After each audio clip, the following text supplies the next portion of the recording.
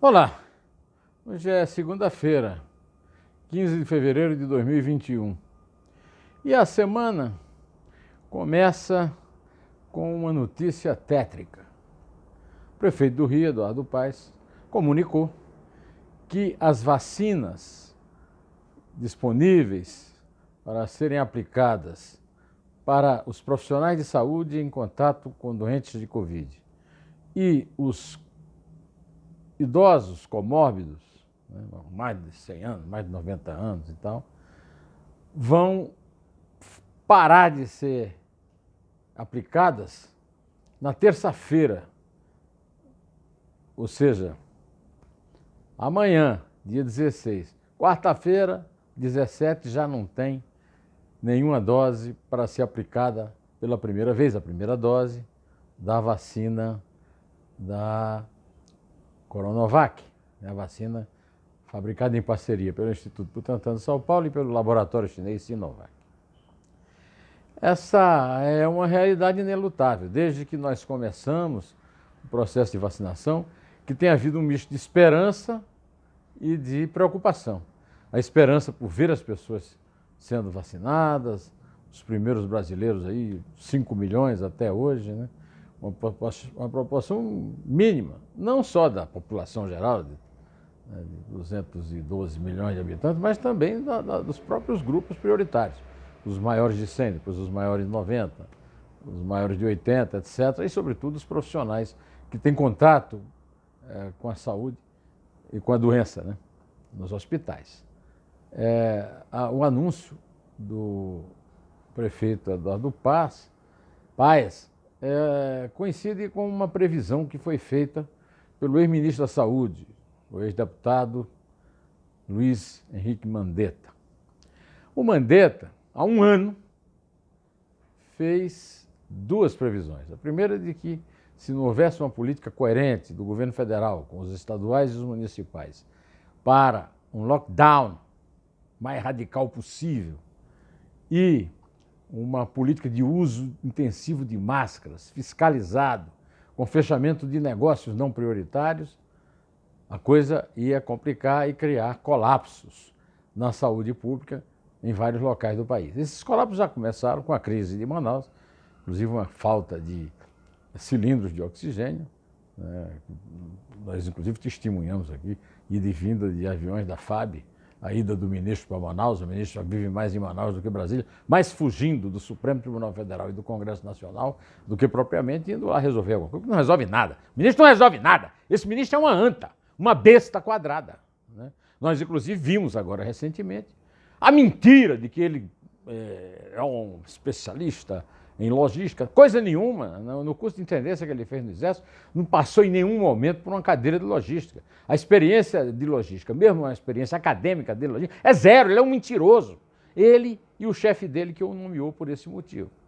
Pois bem, a verdade é que, com esse eventual colapso, que terminou acontecendo, o Mandetta chegou a prever, assim, de forma trágica, terrível, né, 180 mil óbitos.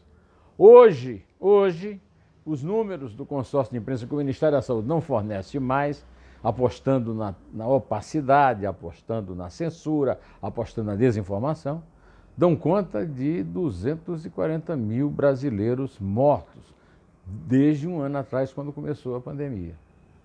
240 são 60 mil, ou seja, um terço a mais do que os 180 mil previstos pelo Mandetta.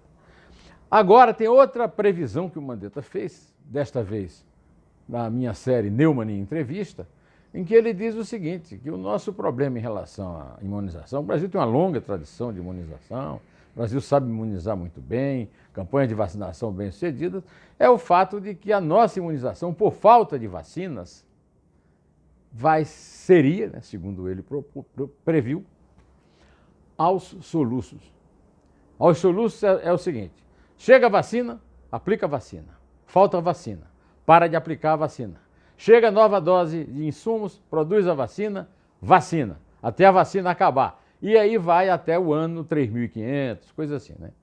Até hoje, o Ministério da Saúde e o general Pesadelo não são capazes de dar um mínimo de previsibilidade a isso tudo. O certo é que as vacinas com que contamos não são fabricadas de fato no Brasil. Elas são fabricadas na China e pelo laboratório britânico AstraZeneca. Nem o Instituto Butantan, cuja previsão para funcionamento da fábrica, que vai fazer, segundo previsão, né, planejamento, 1 milhão de vacinas por mês, né? Desculpa, 1 milhão de vacinas por dia, né? Que só vai chegar em setembro. Nem a vacina da Fiocruz, que ninguém sabe onde é que a Fiocruz vai produzir, que vacina e como, né? Nem os insumos nós temos, né? Essa explicação já foi dada pelo Gonzalo Vecina, também numa entrevista da série Neumann Entrevista, em que ele conta que faz 32 anos que o Brasil foi abandonando progressivamente a fabricação de vacinas, porque podia encontrar no mundo mais barato. Foi uma previsão feita praticamente por todos os países do mundo e está aí a pressão sobre indianos e chineses, que são agora o que resta no mundo de fabricantes de vacina, né? Bom, na semana passada, depois de várias tentativas de querer contemporizar, aparecer até com o diretor-presidente da Agência Nacional de Vigilância Sanitária, seu amigo, o bolsonarista contra-almirante Barra Torres, o Bolsonaro andou dando uns indícios de que não queria brigar com a vacina, porque é muito simples. A revista Exame e o Instituto de Ideias publicaram uma pesquisa muito verossímil, né, de que 703% dos brasileiros entrevistados são a favor de que a primeira prioridade do governo, a prioridade 000, é vacinar, como dizia o Mandetta, e vacinar o mais rápido possível para que a economia possa sair do seu atoleiro, né? Somente 23% dos brasileiros acham que a outra prioridade é a continuidade do auxílio emergencial. Emergencial! Disse o Bolsonaro. Isso aqui é emergencial. O Brasil quebra, né? O Brasil não quebra. O que está quebrando o Brasil não é o auxílio emergencial. O que está quebrando o Brasil são os privilégios da casta burocrática que o Bolsonaro não combate, inclusive porque incluiu nessa casta os policiais militares dos vários estados e outros tipos de funcionários que pertencem ao seu público predileto, como, por exemplo, os caminhoneiros. Está querendo agora mexer no imposto do combustível. Ele não consegue saber fazer uma conta 3 mais 2 e agora quer mexer naquela conta complicada de tributo. Pois bem, mas enquanto o país inteiro quer a vacina, o general Luiz Eduardo Ramos, o grande articulador do governo, o vencedor da batalha da eleição do Congresso, e é bom dizer o seguinte, na minha entrevista dessa semana, o ex-ministro do Trabalho, Almir Pazianotto, disse com muita clareza, uma entrevista brilhante, é um verdadeiro curso o que ele deu sobre política e realidade no Brasil, é que compra de voto é corrupção, viu? Comprar voto, como o Bolsonaro fez, para o presidente da Câmara e para o presidente do Senado, isso é corrupção. Pois é, então o encarregado dessa compra, ou seja, o cara que transformou o gabinete dele no QG da compra desses votos, que é o general Luiz Eduardo Ramos, deu uma entrevista para Andréa Sadi, dizendo que a culpa disso tudo é do isolamento social. Olha, isso aconteceu na Itália, fracassou e o Brasil repetiu.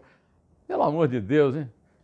Por que esse cara não fica lá com as negociações de cozinha lá, Copa e Cozinha, do Planalto com o Congresso, e deixa a vacina com quem entende, hein? Pelo amor de Deus. Bom, e o Bolsonaro, que continua andando por aí sem máscara, continua tergiversando, inventando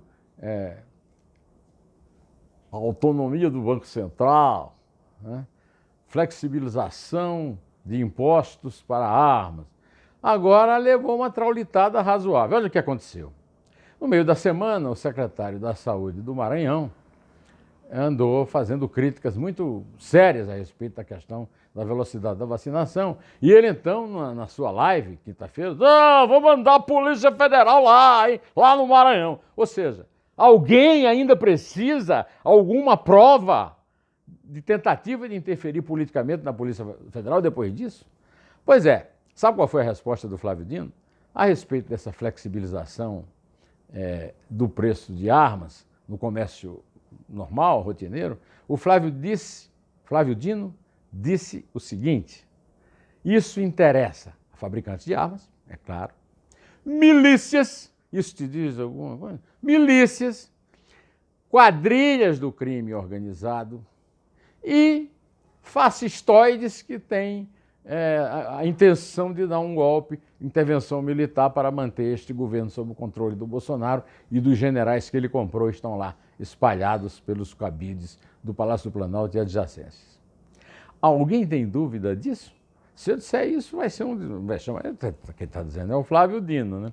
Agora, o Flávio Dino é do PCdoB. É esquerdopata, né? Pois é. Além de esquerdopata, ele tem que explicar também coisa. Por exemplo, por que é que ele até hoje não disse que o Lula é ladrão? Que o Lula foi condenado com muitas provas? Por que é que participa dessa farsa toda aí do Intercept Brasil? Por que é que andou negociando, a esquerda andou negociando e ele nunca denunciou isso? Cargos na mesa do Senado para apoiar o Rodrigo Pacheco, do DEM de Minas, candidato de Bolsonaro à presidência do Senado, hein? A esquerda tem culpa nesse cartório, tanto por querer adotar como prioridade limpar a ficha do Lula, para o Lula competir com o Bolsonaro no segundo turno em 2022, quanto por agir ali no subterrâneo do Palácio para uma administração que, entre outras grandes conquistas, expulsou a imprensa de perto do plenário da Câmara. Foi uma grande obra do Augusto Lira. Hoje, mas a imprensa continua trabalhando, viu?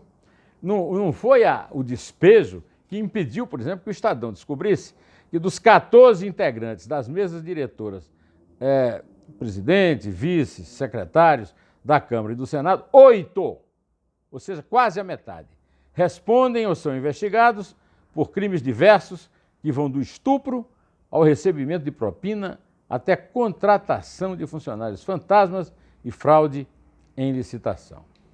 Aí que eu cito novamente o Almir Pazianotto, que disse o seguinte, que corrupção é como inflação, não acaba nunca, né? Ela pode até arrefecer, como aconteceu no tempo da Lava Jato, mas já está de volta, como ele reconhece, com muita lenha no fogo, né? Com muita gasolina no fogo, na gestão de André Mendonça, no Ministério da Justiça e, sobretudo, sob o guarda-chuva de Augusto Aras, petista, dublê de advogado e procurador, que o Bolsonaro colocou lá na Procuradoria-Geral da República para livrar a família dele e tentar evitar que Moro se candidate, ao mesmo tempo limpando a ficha do Lula, que é suja, né? E pela lei da ficha limpa, não poderia se candidatar a nada por pelo menos 8 anos depois do cumprimento das próprias penas, né? Na entrevista também com o Almir, eu abordei uma das sugestões do professor Joaquim Falcão para melhorar a vida do Supremo, inclusive a supressão dos pedidos eternos de vista, né? Ou acabar com o pedido de vista, ou então manter como está no regimento. 2 sessões aumento. 2 sessões, se ele não apresentar o processo de volta à votação, então o voto dele é computado como a favor do relator. Nunca ninguém cumpriu isso porque não tem punição para isso. E o próprio Almir acha que é impossível conseguir suprimir esse direito de vista ad eternum. São 377 pedidos de vista paralisando o processo no Supremo, segundo o título de primeira página da edição do computador do Globo, né? A respeito dessa confissão do general Eduardo Vilas Boas, a respeito da pressão dos militares sobre o Supremo, o ministro Edson Fachin, que tem tido um comportamento exemplar único lá, deu a seguinte declaração: anoto ser intolerável e inaceitável qualquer forma ou modo de pressão injurídica sobre o Poder Judiciário. A declaração de tal intuito, se confirmado, é gravíssima e atenta contra a ordem constitucional. E ao Supremo Tribunal Federal compete a guarda da Constituição. Olha, o Almir também abordou essa questão do general Vilas Boas na entrevista que ele me deu no Neumann Entrevista, que você pode achar aí fácil. Só procurar Neumann Entrevista Almir Pazianotto. O Almir acha que muito antes disso, quando o Dias Toffoli nomeou o general Fernando Azevedo de Silva como seu assessor direto da presidência, já havia ali uma intervenção militar óbvia no Poder Judiciário que tinha que ter sido devidamente desautorizada e punida. E não foi. Então a coisa vem de antes, viu, doutor Fachin? Pois é, antes de terminar, eu quero dizer a vocês que o Bolsonaro já pediu à Anvisa autorização para o uso, eu vou ter que ler aqui, porque, de um spray israelense chamado EXO-CD24, que resultou de uma conversa dele com o Benjamin Netanyahu. Eu acho que conversar com o Benjamin Netanyahu é sempre importante. Sobretudo porque o Benjamin Netanyahu presidiu, comandou a mais bem-sucedida campanha de vacinação contra a Covid no mundo. Ele podia aprender com o Benjamin Netanyahu, em vez de estar pedindo receita de spray para colocar junto com cloroquina e outras mesinhas de seu talento de charlatão, do homem da cobra da feira, né? Também convido você, para encerrar aqui, para ver o meu segundo programa da série Dois Dedos de Prosa, desta vez com meu amigo, o âncora do Jornal Eldorado, Raíssen Abac, sobre a vitória do Palmeiras dele na Conmebol, né, na Taça Libertadores, e o malogro terrível lá no Catar, ficando em quarto lugar entre 4 disputantes pelo Campeonato Mundial.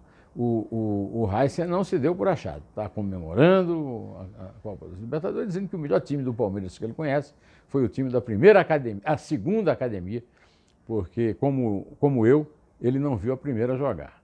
E a segunda academia era o máximo mesmo, né? Leão, Eurico, Luiz Pereira, Alfredo e Zeca, Dudu e Ademir da Guia, Edu, César, Leivinha e Ney. E lá eu conto uma história que você vai ter que ver para ver a questão do gol de mão do Leivinha contra o São Paulo em 1971. Direto ao assunto, em pé, e só a verdade me salvará.